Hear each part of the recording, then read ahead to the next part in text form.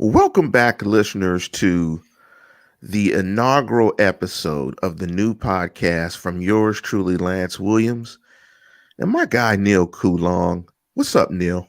Not a whole lot. It's a gorgeous spring day here in Pittsburgh. It's the heart of free agency. There's some basketball on. Apparently, I haven't really paid attention, but it's a great time of the year. You got to love March.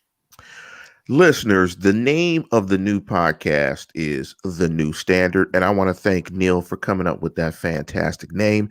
If you guys don't know us, you may know us or you may not. Me and Neal go back for how many years, Neal? Probably about 10. About 10, yeah. About 10 years. Me and Neal used to do a podcast, around 2006, maybe 2007? Yeah, it was way early. This was like one of the first podcasts ever created. So that's some history about us. Also, we've done some stuff on some other platforms. I don't want to speak. I don't know if you want to speak, Neal, to some of the other stuff or some of the stuff that you're currently doing. But we've been in the game for a while. We've been talking about the Steelers for quite some time. I don't know if that means we're crazy or not. I don't know if that means we're passionate. I don't know what that necessarily means, but we've been in the game for a long time. And I think what we're going to try to do in this particular podcast, I know I am, is that we're going to try to be honest. We're going to give you our honest opinion and just give you some breakdown and some analysis and let you chew on it. I don't think we're going to take a fanboy perspective. I know I'm not. I'm pretty sure I'm going to guess that you aren't, Neal, because if you aren't familiar with our shows in the past, Neal famously, ripped the Dre Archer pick, which was classic, which was classic. That was the end of a particularly long day, but yeah, I got the receipts. If you want to look back, that pick didn't work at the time and didn't work in practice either. I have an interesting story about Dre Archer that I can't share on the show, but I'll share with you when we're off the show, Neal. It's a very interesting story. Well, I'll tweet it out after then. You can't say it, I can. I will. So we'll talk about that. But on this particular episode, and we want to thank anybody that's chiming in on us. I know we're probably not going to have anybody live. We're just running this out. This is really just the first episode. We're trying to test all the technology and get everything hammered in. But on this particular episode, we want to talk about JuJu Smith-Schuster's return to Pittsburgh. I think his return to Pittsburgh, and of course, he was an unrestricted free agent. I think his return to Pittsburgh took everyone by surprise, being people in the media, being fanboys, being fans in general. I think everybody, even the NFL, I think everybody was particularly surprised that JuJu Smith-Schuster returned to Pittsburgh. Let's break into the numbers of it before we jump into some of the other points, because I think we're all aware as Pittsburgh Steelers fans ad nauseum, we know about the cap issues of the Pittsburgh Steelers. So, Neal, why don't you break down the particulars of the contract that JuJu Smith-Schuster signed? We'd have to say that in a lot of ways, this is going to be one of the more memorable contracts that the Steelers have signed. In one way of thinking, you could say, considering the talent of the player and the market that he's in, the position that he plays, they might have gotten one of the more valuable players that they've ever signed in what was technically free agency. $8 million in a season for a 90 catch, potentially 1,400 yard, 10 touchdown kind of receiver is not common. We're not seeing that a whole lot within this market. We didn't see it in the other players who signed earlier. That isn't to say that he's going to replicate those kinds of numbers. It isn't to say that he is one of the best players in all the NFL and they just got a complete steal. But $8 million for a player of that caliber is cheap. And you just very simply look around the receiver market in a down year like this, or certainly last year. Lance, I honestly thought he would get something like $14 or $15 million on a one-year deal. The fact that he didn't just goes to show the Steelers were looking for a bargain with him. And I think this is just my thought on the matter. If a long-term deal wasn't going to materialize for him, what he was saying is, I'd rather stay in Pittsburgh where I'm known. They're familiar with me, the person. They're familiar with my medicals. I'm used to all of this. I'm comfortable here. If I'm going to play for a second contract year, which he's going into now, keep in mind, it's just a one-year contract. I want to be somewhere where I know I'm going to be able to get the ball. I can contribute to a winning team, and I'm going to be comfortable. Along with that, this is one of the most unique contracts in Steelers history. It's only the second time that they've had an active void year deal set up for a player. The first one was Ben Roethlisberger a couple weeks ago. What that means essentially is that they signed JuJu to a 5-year contract. They gave him, on top of it, he has a $1 million base salary this season and a $7 million signing bonus. Because it's a 5-year contract, they can prorate that $7 million over all 5 years of the cap, which means divide it into each year evenly. So he has a $1.4 million signing bonus charge on this year, as well as the $1 million base salary. So he has a $2.4 million salary cap charge. The void years really mean exactly what they sound like. They don't exist. They're going to cancel out after the season is over. So with that, JuJu has $5.6 million left of that $7 million signing bonus that the team has to account for. If he is not on the team next year and the contract does void out, that's $5.6 million in dead money on the Steelers cap next season. But, and this is a key thing, keep this in mind next year when we're going through all this again, the Steelers are able to give JuJu an extension before the contract voids. And in doing that, they can tack on evenly, just like they have it, that $1.4 million in each of those years. So from one manner of looking at it, you can say the Steelers signed him at an $8 million valuation, which again is dirt cheap for a player of his caliber, at his age, his production, certainly his familiarity with the team. We've seen that the kid can play. He's a 3-phase guy. He's a 3-down receiver. To get him on an extension with the first year only being valued at $8 million, it's almost irrelevant what the remaining years will be valued at. They're going to get a great deal if JuJu can maintain the ability that if he is the receiver that we've seen him be, for good and bad. I'm not saying that he's a legitimate top 3 at the position guy, but he's an excellent player. He's very good. I don't think he's a great receiver. I think he's a good one.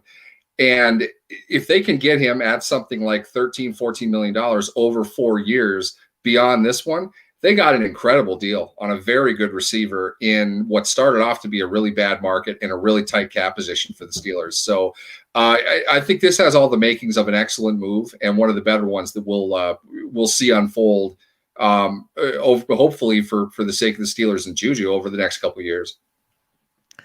Before I ask you my next question, I want to go into a couple of the numbers that you mentioned, because when you were talking about the 14 million, and this is average per year, I want to give listeners just a general idea of what the type of player is at that $14 million number. That's Devontae Adams. He's at 14.5 in terms of average per year.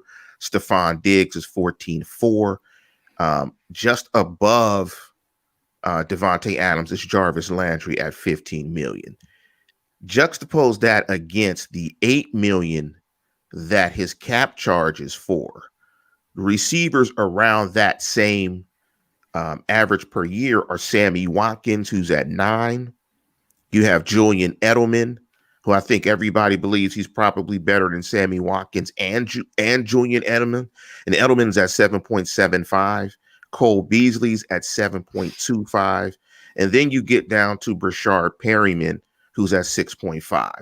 So in terms of value, it's fantastic. And when you look at the cap charge of this year of 2.4, I mean, when you're talking average per year of 2.4 million, I mean, you're talking Andre Roberts at 2.7, Calvin Ridley at 2.7, N'Keal Harry at 2.5, Zay Jones at 2.5. And I think, I mean, we've talked about Ben Roethlisberger coming back, and maybe we'll discuss it on the show. If you're going to bring Ben on a 1-year back, you might as well do this deal, right? There's no point to not bring back all of his weapons. If you're going to just, for the sake of argument, this is the last rodeo, then you might as well go out with a bang. And going out with a bang will be to bring JuJu Smith-Schuster back. They were creative in terms of doing this deal. But what about have you heard about the deals that were rumored because I can't remember the lady's name on Twitter that floated from the NFL Network that floated around the Ravens deal. There was a rumor about the Kansas City deal. To me, and I'm assuming those years were 1-year deals. It makes sense for him to come back to Pittsburgh if you're going to do the 1 year. I know it's very attractive to play with Patrick Mahomes and be in that type of offense, but it's just weird. It was just weird, the 1 year. I mean, I'm not used to in this current environment players really showing any loyalty. I know Juju's young, but I was just really thrown off. What was your thoughts on the rumored deals that you heard? And, speak to that. I saw the same thing you did, and I forget the name of the reporter as well, but she's with NFL Network, and she said, don't quote me on the exact numbers, but between three different teams, the Steelers being one of them, it was $8 or $9 million, and the Chiefs had $8 million with I think $4 million in incentives, and the Ravens had $9 million with like $2 million in incentives. If you put those three deals together, I don't think anybody who's really paid attention to the NFL is going to think a wide receiver would choose anybody other than the Chiefs. If the Chiefs are offering you a 1-year contract, which is again to say, JuJu is playing for another contract after this one. He needs to put up a big year. He's got to show that his value is on the rise. Kansas City is a pretty good place to play. Now, there are arguments against it to say he might not get the ball as much. He may not have as many opportunities. But I think the overriding message is he's most comfortable in Pittsburgh. This is where he's probably hearing how he's going to be used in a new offense under Matt Canada, and he likes what he hears. There's continuity. That's a valuable thing. But I'm not going to be able to get past the fact that the deal that he signed with Pittsburgh is a clear and obvious gateway into a future extension. And I think that's what JuJu wanted ultimately. He said it multiple times. He wanted to stay in Pittsburgh. And I think the way that this deal is structured, he is able to sign an extension with Pittsburgh next season. Pittsburgh is unless they do the void deal, which they did, they're not able to give JuJu a 1-year deal. So I don't think they ever looked at it as being, let's bring him back for 1 year. I think they're saying, we really want this $8 million valuation. Next year, we've got some more cap space. He has some signing bonus money, but if we give him an extension, that's only $1.4 million on top of the deal we get. He's going to have a cap number realistically in the 6 or 7 range. So that's a 2-year deal on an average of, I'm not a mathematician, but what, 4 million or something like that? That's ridiculous for a highly productive 24, 25-year-old receiver. Now, keep in mind what you said earlier about Jarvis Landry at 15 million. I think that's the last year of his contract. It really should be the other way around. The old guy who got paid a long time ago should be at 8 million, and the new guy should be at 15. That shows the market growth.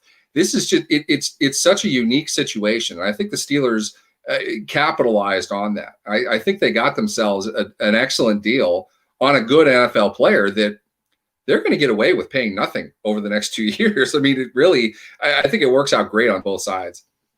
I think you hit a solid point. I'm typically pro player in this. I'm the older disgruntled guy. I'm show loyalty to your family, set your family up the best way you can financially to move forward. I'm the disgruntled guy that says, organizations don't care for anybody. They care for themselves first. You care for yourself first. This is just a business arrangement. And particularly in football, where injury is 100% certain, you need to cash out and make the most money. I'm with you. The Kansas City deal seemed best to me. I mean, you've got the better quarterback, and that's the interesting thing in all of this is nobody knows particularly why Ben Roethlisberger had the precipitous drop that he had last year in the last, 5 to 6 games. I think after they won 11-0. What is he going to be like physically? I know JuJu is familiar with Ben, knows the offense, knows Canada, so on and so forth, but still, playing with Patrick Mahomes is better.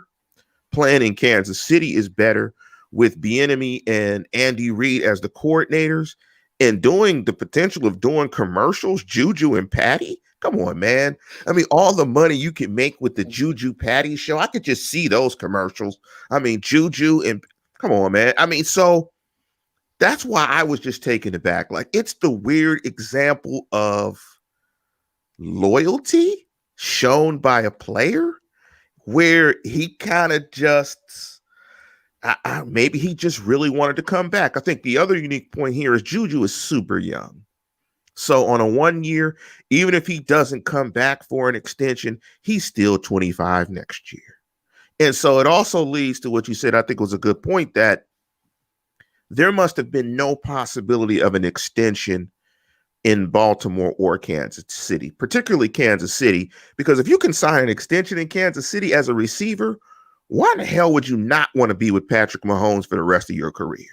I mean, you're talking about the most talented quarterback that we've seen come in the league in centuries or years or decades or whatever. Why not be with Patty Mahomes and Andy Reid? If there are two people that are going to figure out how to get you to rock, if you can catch and make it happen, it's going to be those two. But there's another question I wanted to ask you. If you were in his shoes, would you have come back to the Steelers? I would have went to Kansas City. I'm with you in the sense that the money that they're making is life-changing money. It's generational money. What goes through what I think of whenever I hear these situations is it's their head. In the end, playing football, well documented that you are going to have a pretty downgraded quality of life when you're older. You're going to suffer physical complications. You're going to suffer mental complications. At least provide for your kids. Make the money that you can make and invest in something long-term for your people. I would believe in that. For me, that's the way I would think. But it's not my head. It's JuJu's head. It could be as simple as he really just wants to stay in Pittsburgh. I'm not trying to make that sound bad or anything. Yeah. It's just, it's not what you see. It's not normal. I just really think what JuJu is doing is betting on his ability to stay there and be productive and then get an extension. So in a way, it's almost like he's signing a heavily discounted franchise tag with what's not a guarantee by any stretch, but a large, an increased likelihood of an extension beyond this season. You mentioned his age. You're right. He's a kid. They drafted him at 20. I mean, the Steelers really like the 20-year-old first round guys. They'll take him when they get him. They did that with Maurkice Pouncey as well. Pouncey played 11 years and he's retiring at age 32 or whatever it is. JuJu on a 4-year extension next year will hit free agency again when he's 29. Yeah. That's a nice deal for him. And that's a nice deal for Pittsburgh. You broke it up with 1 year, again, at a very low valuation compared to the market.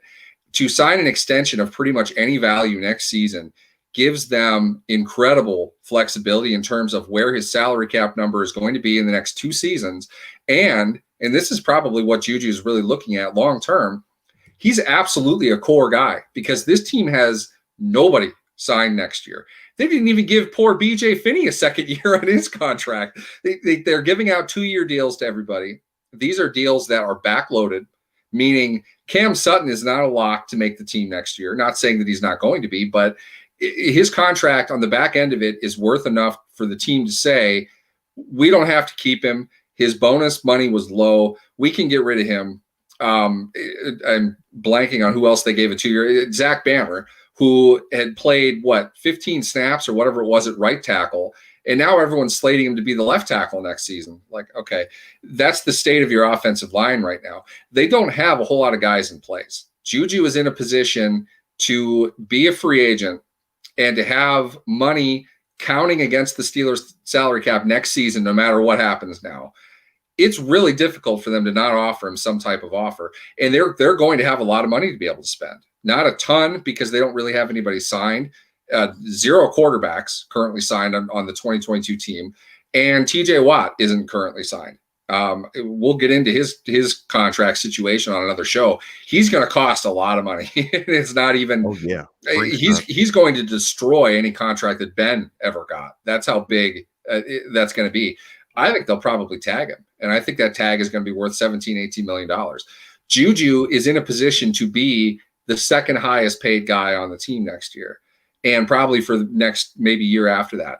They're going to have to sign a ton of guys. they're not going to be able to cut any of their draft picks. And it looks right now like they're going to have 11 of them. So it's a completely different team next year. And JuJu is establishing himself as a core veteran on what's going to be a very young team very quickly. I think it's a smart move in ways that don't appear directly on the surface. But for me, I'm going to play with Patrick Mahomes, and I'm probably not thinking twice about it, to be honest.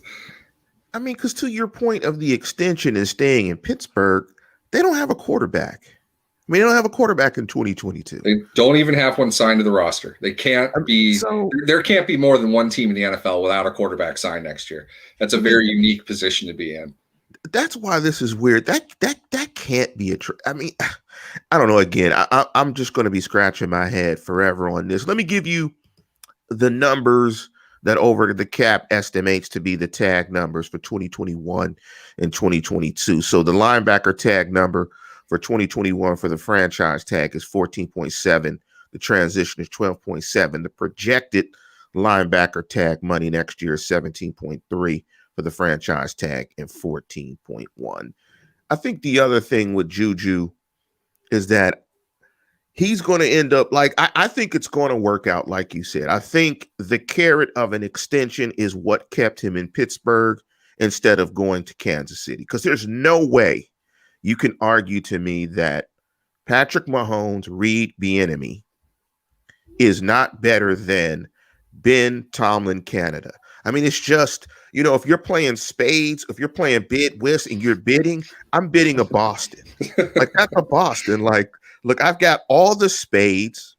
I'm bidding a Boston. I'm going to run 13 books and rise and fly. Your ass is up out of here. We win the game. I mean, there's no way in the world that the Kansas City 3 is not better than the Pittsburgh 3. And that's not to disrespect Mike Tomlin, his accomplishments, or Ben Roethlisberger. We don't know much about Matt Canada at the pro level. I mean, it's going to happen. We'll see, but it is not better than Mahomes, Reed, and Bieniemy. It just does not compare. So I'm flummoxed by it. And that's not an insult, just like you said, to Mike Tomlin, Matt Canada, Ben Roethlisberger. It doesn't even need to be discussed. I mean, it's pretty clear and obvious. The level of success offensively in Kansas City is remarkable, historic. That's a dominant group, and they're only just getting started in a lot of ways. So it's interesting. Overall, if JuJu loves Pittsburgh that much, it's endearing. It kind of does fit with his kind of boyish charm thing that he has going. And that's great. I like him as a player. I really do. I always did. I liked him coming out of USC. I believe I'm on the record. I called him Hines Ward 2.0 at that point, just because you saw a dude that just hated blockers more than anything. It was his underneath stuff. It was his run after catch and his blocking ability. And we've seen all of that at different points in his career in Pittsburgh. I don't think he's going to become a better athlete. I do think he's going to become a better receiver. And with that, there are a lot of different roles that you can use for him. I'm tired of hearing people saying that he's only relegated to the slot. I mean, there's absolutely no reason to think that that's the only position he can play. It just happened to be that was his best fit in the Steelers' unique version of offense last season. That's the role they asked him to play. I don't necessarily think he has to do that. They move guys around a lot. There's a lot of different things he can do. He's a good overall receiver. Even if he's not a great one, if he's not Tyreek Hill, he's still a very good receiver, and one that frankly makes close to twice as much as what he's being paid. He's a guy that you can build around. I didn't ever see the Steelers wanting to make a long-term deal with him because, and this is a great stat that floats around all the time, the Steelers have signed exactly 2 wide receivers that they drafted to extensions after their rookie deals, Hines Ward and Antonio Brown. 2 since, what was that, 2006, I want to say. That's deliberate. And not a team that's been lacking for wide receiver talent.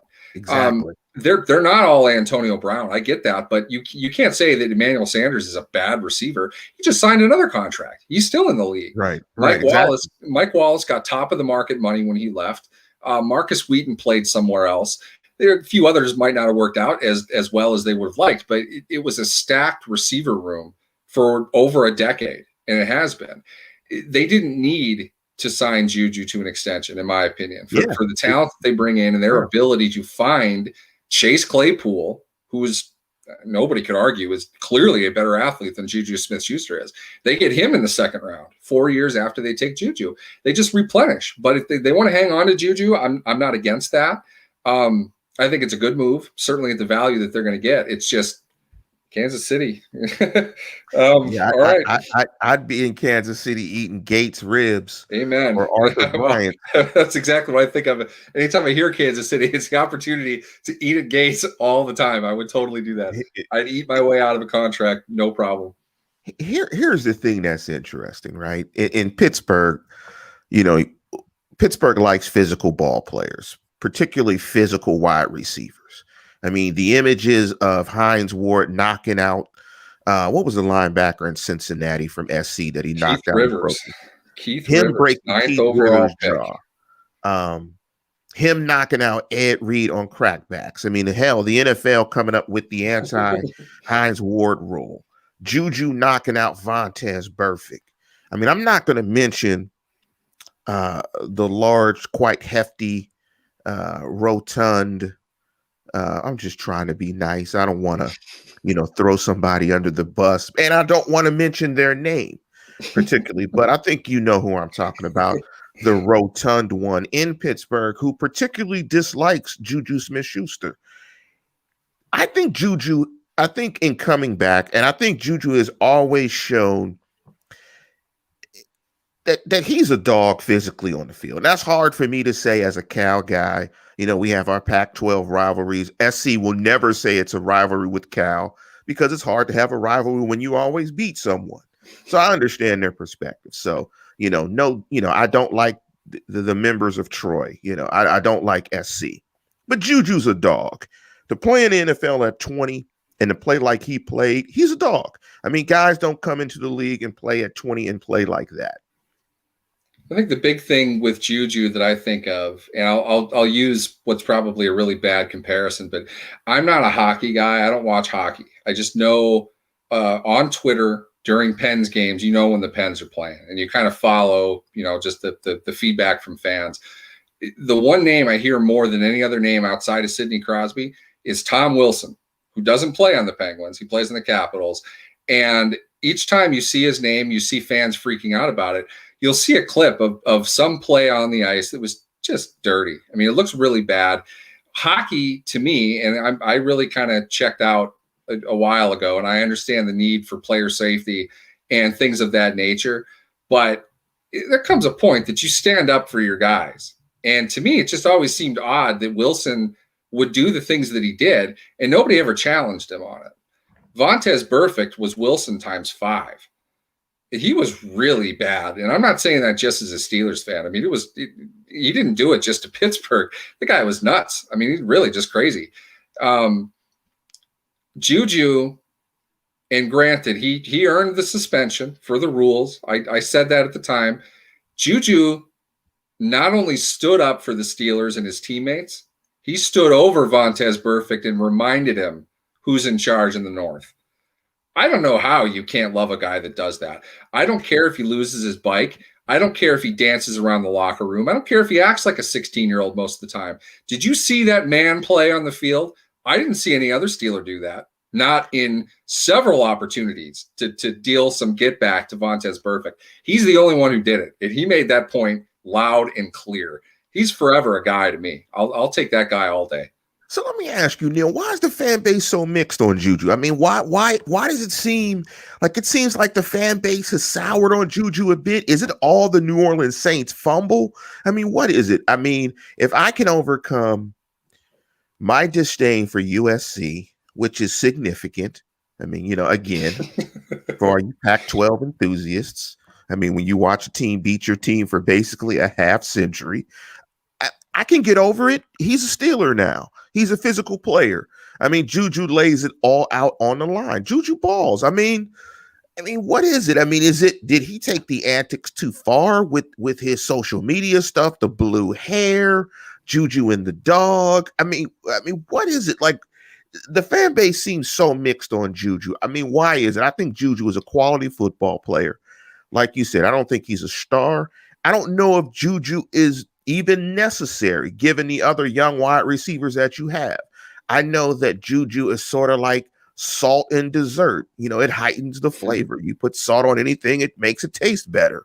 I mean, I think that's what Juju is. He's not, like you said, Tariq Hill. He's not the entire chocolate chip cookie. He's just that little added, he's the chips. He's the salt on the cookie. He's not the eggs, the dough, and the batter. But hell, you need all that to make a really good cookie. Yeah. So why is the fan base so mixed on Juju? I think Juju's not a great, but a very solid player that makes the Steelers better. I think Juju is a team guy. I forget what game it was, but there was a point. I don't even remember who caught it, but there was a pass down the sideline. And there was a run or something. It might have been a run. I think it was Connor.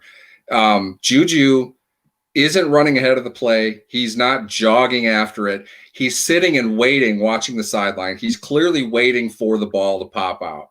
And lo and behold, it did. And he dived on it right away. He was prepared for that moment. He knew that it was coming. That's team football. I shouldn't say knew it was coming. I don't mean he's anticipating Connor fumbling the ball, but he's getting himself ready to do the one thing that would make him valuable on that play. He does stuff like that. Juju is a very smart receiver. He's improving his craft. He's gotten much better as a route runner. He's got definitely reliable hands. He's a physical guy. You can win with JuJu Smith-Schuster. He's not going to lead the league in yards or touchdowns or catches, but you can win with the guy. The fan base doesn't like him, simply put, because microphones picked up Josh Allen firing up the Buffalo Bills before they went on the field because he was dancing on the logo and they lost the game. When a team loses, fans have to assign blame. That's a large part of sports-related social media. It's a large part of the job that I have. The writers that I oversee are oftentimes writing on reasons of blame when it comes to losing situations, which most teams lose. Juju puts a very clear target on his back for that kind of stuff. I'll say this. I don't think dancing on logos is a good idea. I understand that it's supposed to be fun. I'm not against fun. I just think that something that's going to draw an inordinate amount of negative attention, which it will, regardless. There's nothing to do with fun. People will be upset over that, and they will blame the loss on that. Despite the fact, for as excited Josh Allen was, Steelers kicked his ass for the first half of that game, okay? The offense kind of let that happen. He wasn't any more fired up. That didn't make him any more successful that day. They're pros, okay? This isn't high school football. They're used to this kind of thing. But doing it on the logo, I think, is just it's going to draw the wrong kind of attention. I also think he was probably paid to do it. I know he said he wasn't, but let's be honest. Why else would he do it? You know, I don't see a reasonable scenario in which you could say he's not getting money to do this simply because you wouldn't need to do it on the logo. Why draw that much attention to yourself? I don't care about all of that stuff. There are a lot of people who don't agree with me. And we've seen that up and down. And you mentioned one of the biggest ones who drives ratings largely on the idea that there's a player that is going to violate things that make it seem less like the stereotypical quintessential steel working blue collar town. Yeah. Anytime there's a player, and this is all coded, by the way, I'm well aware of it. There's a player who's out there being flashy, being showy, and not smoking cigarettes on the sideline, Jack Lambert style, and doing push-ups on broken glass or whatever he can do to make himself tougher, or whatever other these, really soft, non-describable kinds of traits of a football player. You can't tell me Juju is not tough. You just can't. Okay. It's impossible. You haven't watched the guy play. And if you have, you don't want to believe that he is. He's tough as nails. He's a big dude. He's not afraid to use his body. They don't like the fact he dances and jokes around and goofs off. Like I said, I don't think he should have danced on the logos. The other stuff, I don't care. We've seen all of this across the entire league. get over it, Grandpa. It's not your NFL anymore. Okay, this is not Jack Lambert's day anymore. And I'm saying this on the older side of the coin. There are some things I find amusing. Most of it, kind of not really. I'm not into it. I don't really care. It's not that big of a deal, but people are going to make it a big deal, and he draws that kind of attention. And when he's doing really well, it's great. He's everybody's favorite, but Right. he's going to be the first guy they look at when he's not. And that's Right. he creates that for himself. He's going to be a polarizing figure because players that do that kind of thing often are, and that's just kind of the way fans are. For me, I don't let that stuff get in the way of evaluating what a football player is doing for the team he's playing on. He's well respected in the locker room. He's a leader. He works hard. I don't care what you could possibly say about him doing commercials or recording a 7-second TikTok video. That's not going to prevent him from being a Pro Bowl player. It's nonsense. They have other lives. Let him be what he does. Let him do what he does. It's not that big of a deal. Here's the interesting thing that I got from your comment there. One is you can't be a nice Terrell Owens. That's basically impossible. Yeah. You can't be a fun-loving guy that celebrates on logos. Like one is going to overpower the other. Sort of like if you put red food coloring in water, even if you put one drop in it, it's going to be pink at least. And the second thing is, did you realize, Neal, that you were so good at saying it, that you were saying there's a very large guy in Pittsburgh in the media that drives the argument? It was so great because the guy is actually very large physically, and he's large in Pittsburgh. Did you notice that you did that, Neal? That was so excellent. I didn't, and I'll say this: I'm not going to get into anybody's physical appearance over anything. Yes. He knows what he's doing, and he's doing it intentionally. Yes. JuJu brings some of that upon himself, and that's just something you kind of have to accept. You brought up the New Orleans fumble earlier. That cost him a game, and that cost him a playoff spot. Yes, he did. He responded to that by catching 2 passes the next week when Antonio Brown was gone. It's tough to ignore that kind of thing. It has nothing to do with his dancing. It's very simply, you fumble in Pittsburgh, there's going to be a problem. It doesn't matter who you are. I remember Antonio Brown got destroyed for fumbling for the first time in 2 years in a loss to the Jets back that when they were on that tear where they were scoring 50 points a game, where Ben was throwing for 506 each week. And then they scored 10 in a loss to the Jets. Brown had a fumble early in that game, and he got shredded for it. I don't know how fair that is to really call at that point. I'm not going to get into the post, 2018 Antonio Brown, but back in 2014, not a whole lot to really get after him about. But No. They're going to turn very, very quickly if you are doing things that lead to losses. When you are a part of a losing team, they're going to find the first thing that they can to criticize. And when you make it that obvious of where you're going to go, that there are people that look for that kind of thing and look for that kind of thing only. If you're really interested in finding them, I suggest you post something like, I think Mike Tomlin's a great coach on Twitter. You're going to hear about that real quick. It's not that there are just haters. There are fans within the Steelers fan base that hate everything about the Steelers. I mean, it's crazy for whatever reason. I'm not saying that the guy is perfect. I'm not saying that the team has achieved what it should have achieved. It's just more the real stark contrast between good and bad. There are some things that really don't matter, and fans will focus on the things that don't matter in lieu of the things that do when it comes to losing. Yeah, I mean, I'm fine with JuJu coming back. It's interesting when guys dance. I'm typically in the bathroom. I mean, to be honest, I figure when guys dance and score, that's my opportunity to go to the bathroom and get some food. I mean, I don't pay attention to it at all. I think me and you are both unique in that way. But before we conclude the show, and before we finish talking about the curious case, the return of JuJu Smith-Schuster to Pittsburgh, I think, again, we were all surprised by it. There's a rumor floating around about Steven Nelson possibly getting traded. And I know it's been kind of floated around that there's some connection between JuJu Smith-Schuster's deal and Steven Nelson. I didn't see the link between the two. And honestly, if you're bringing Ben Roethlisberger back and you're bringing JuJu back on the 1 year, I think you have to keep Steven Nelson. I don't know how much leverage Steven Nelson has. If he said he wanted to sign a long-term extension, I mean, great. Okay. I want to be 6'5", 220 pounds with 4% body fat, so I mean, we all want something that we can't necessarily have. And I think if you're bringing Ben Roethlisberger back and JuJu back, I think you just keep Nelson and you keep the best roster available. I mean, you keep Nelson. I mean, you keep that secondary intact and you roll the dice and see if the old man has something left in the arm. If he has some juice, and you rock out and ride it out and see what happens.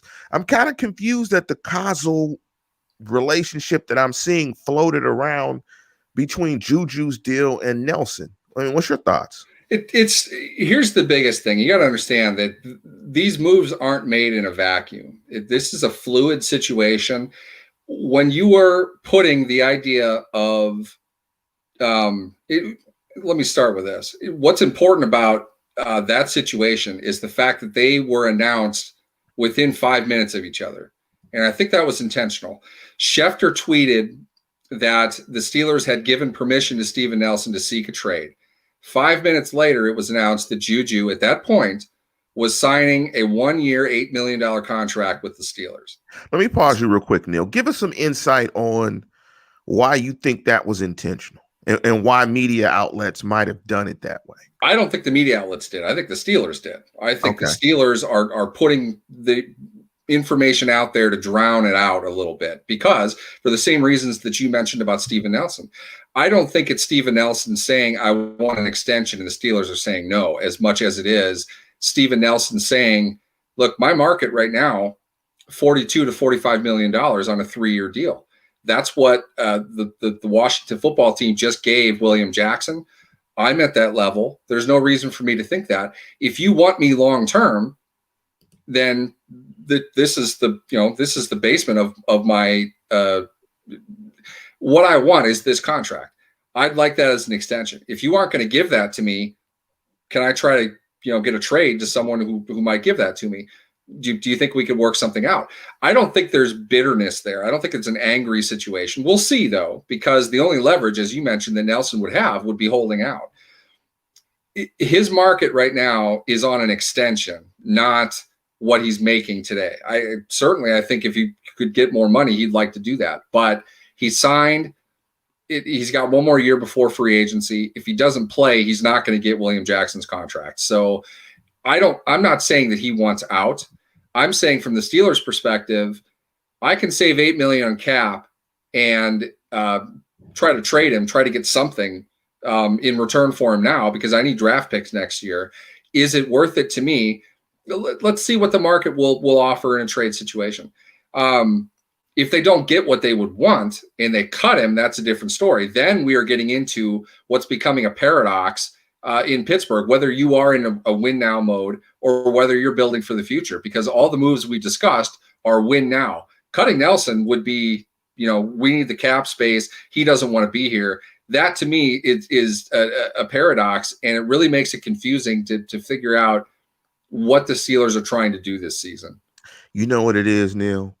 It's the positive hostage situation. It's something that I talked about years ago. Yeah. It's the positive hostage. Ben is the positive hostage. In general, he's been a positive figure in Pittsburgh. He's won 2 Super Bowls.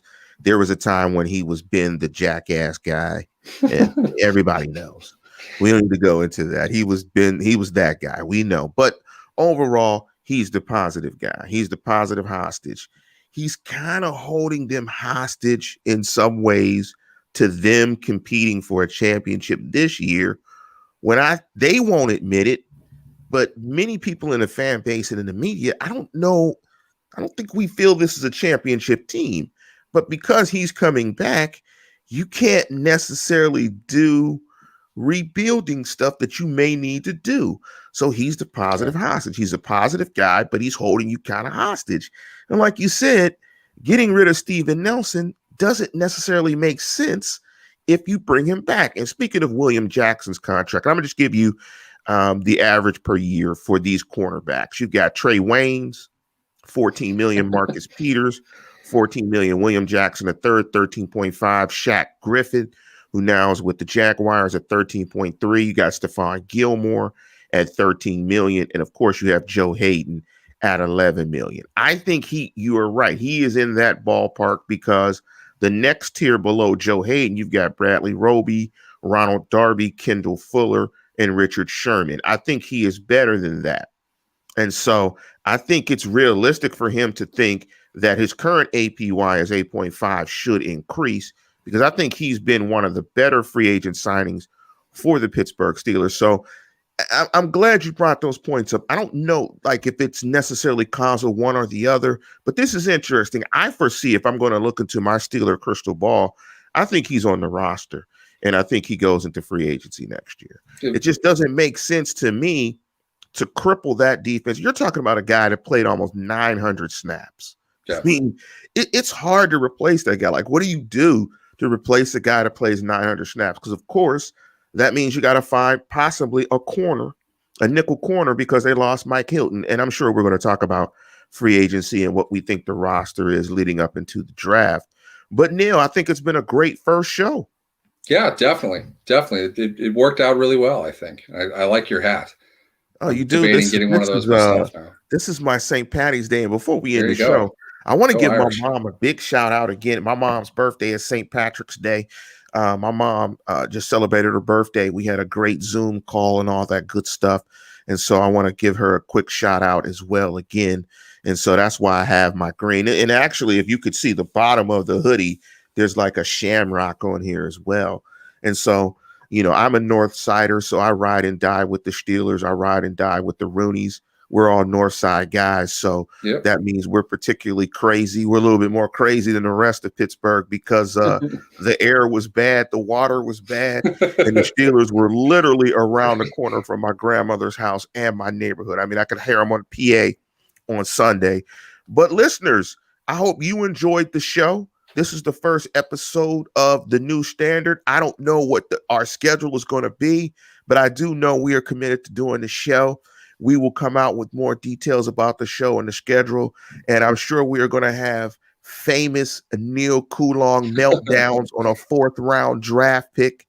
It's going to be a fun roller coaster, and I'm sure we're both. It was a 3rd round draft pick. Yes, that was part of the problem. I'm not going to share the story, but I am going to share it with Neal about Dre Archer after this. But thank you guys for tuning in, and we're going to get back to it. I'm looking forward to it. The new standard.